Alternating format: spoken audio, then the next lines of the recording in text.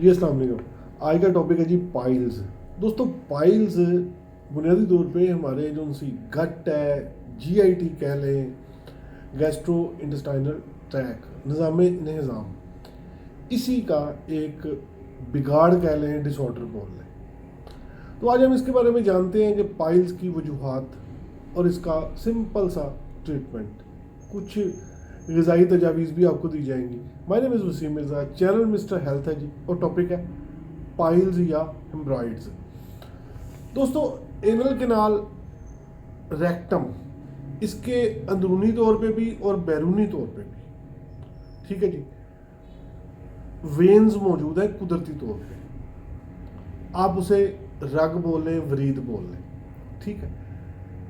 ये वरीदें आमतौर पे कंजेस्टेड या कंजेशन का शिकार नहीं होती, लेकिन हमारी ग़िज़ाई ज़रूरियात या यूँ समझ लें कि बेएतदाली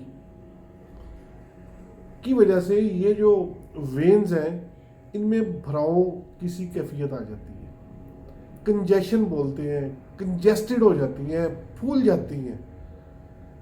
तो ये एनल कैनाल के अंदर से भी फूल सकती हैं, इसको इंटरनल पाइल्स बोलते हैं। और ये बाहर जो सराउंडिंग है कुदरती तौर पे तो मौजूद हैं, लेकिन जब उनमें कंजेशन आएगी तो वहाँ भी भराव फील होगा।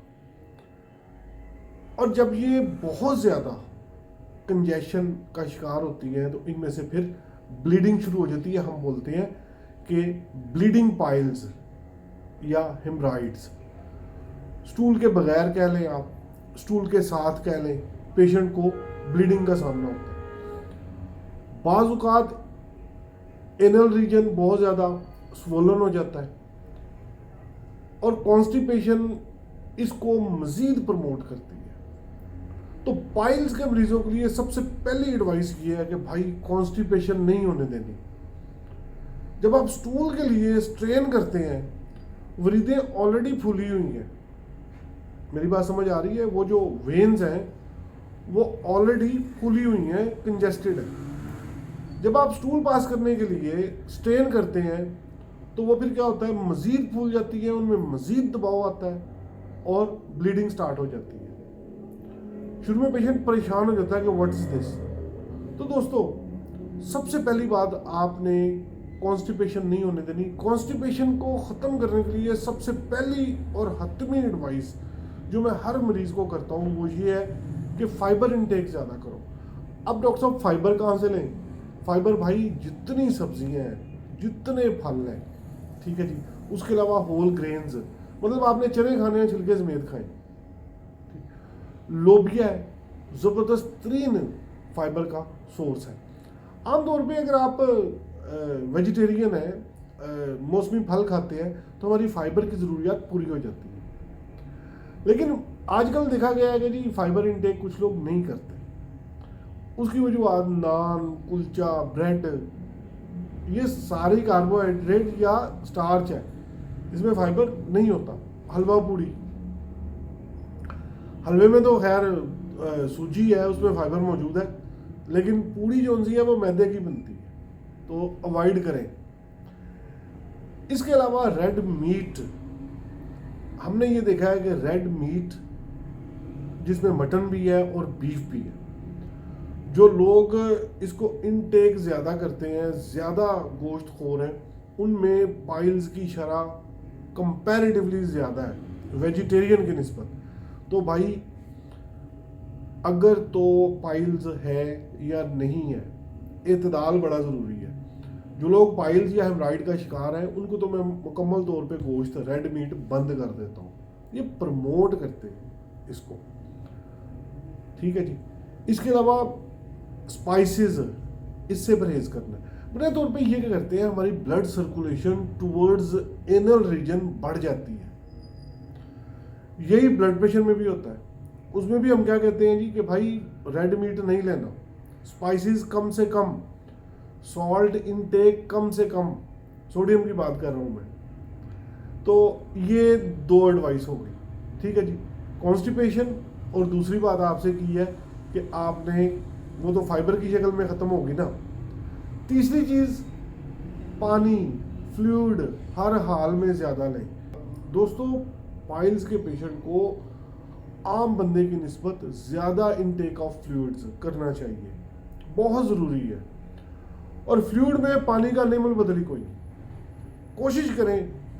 अब तो वेदर भी चेंज हो गया है, गर्मियाँ आ चुकी हैं, कि पानी ज़्यादा से ज़्यादा इनटेक करें। इससे बड़ा रेगुलेटर कोई नहीं है भाई, ठीक है जी।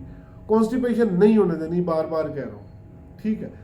जब आप सीट पे बैठें, कमोड की बात कर रहा हूँ, या स्टूल पास करने के लिए कोशिश करें कि बाउल की नॉर्मल जो सी मूवमेंट है उसके नतीजे में स्टूल पास हो। जब आप स्ट्रेन करेंगे, ब्लीडिंग स्टार्ट हो जाएगी। इसके अलावा स्वेलिंग की वजह से बैठना दुबर हो जाता है, चाहे आप सीट पे बैठे हैं, चाहे आप फर्श पे बैठे हैं। ख़ासतौर पे जो जिनकी सिटिंग जॉब है वो तो ज़्यादा परेशान हो जाते हैं।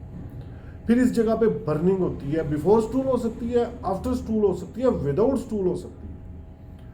इसके अलावा बाज़ औक़ात एनल रीजन, उसमें चिपचिपाहट, ऐसे फील होता है जैसे पानी सा लगा हो। ये सारी एसोसिएशंस, सिम्टम्स कह लें, ये किससे जुड़ी हुई हैं? पाइल्स के साथ, हेमराइड्स के साथ। तो दोस्तों, अब हमने इसका हल भी सोचना है। तो हल के लिए हमारे पास, जो कि मेरे क्लिनिकल प्रैक्टिस के हवाले से यूँ समझें कि बरसों का मेरा एक्सपीरियंस है, ये प्रोडक्ट है जी, पाइल्स ड्रॉप्स। ये बेस्ड अपॉन क्लिनिकल ट्रायल। अच्छा, ये कोई ऐड नहीं है कि मैं इसकी तशहीर कर रहा हूँ, ना ही ये कोई उस तरह की प्रोडक्ट है। ये क्लिनिकल बेस्ड, एविडेंस बेस्ड, ये सैकड़ों मरीजों को फ़ायदा दे चुका है। 100% होम्योपैथिक प्रोडक्ट है। रिजल्ट्स कमाल हैं जी, ब्लीडिंग पाइल्स के हवाले से स्पेसिफिकली। कॉन्स्टिपेशन है, ये ड्रॉप्स कॉन्स्टिपेशन को भी दूर करते हैं। स्वेलिंग है, और इसकी ये जस्ट यूँ समझ लें कि 20 ml में भी अवेलेबल है और 30 ml में भी अवेलेबल है। ये पहली जो सी वायल है, शीशी है, आपको ज़बरदस्त तरीन फ़ायदा दे सकती है। तो मंगवाने के लिए ये नंबर भी आ रहा है, ठीक है जी। अगर आप क्लिनिक विजिट करना चाहते हैं, डिस्क्रिप्शन में लोकेशन मौजूद है। रही बात है कि इनकी प्राइस क्या है, दोस्तों, ये 1200 के हैं, 1200 रुपये के ड्रॉप्स। और इसमें, इन ड्रॉप्स में आपकी ब्लीडिंग पाइल का, रेक्टल ब्लीडिंग का हल मौजूद है।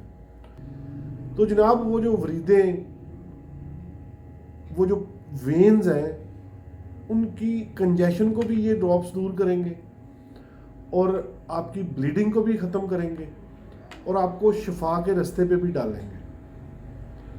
तो ये छोटा सा पैगाम था जी। My name is Wasim Mirza, channel mister health है। चैनल को लाइक और वीडियो को जनाब शेयर भी कर दिया करें, और सब्सक्रिप्शन की दरख्वास्त है। बहुत शुक्रिया। अस्सलाम वालेकुम।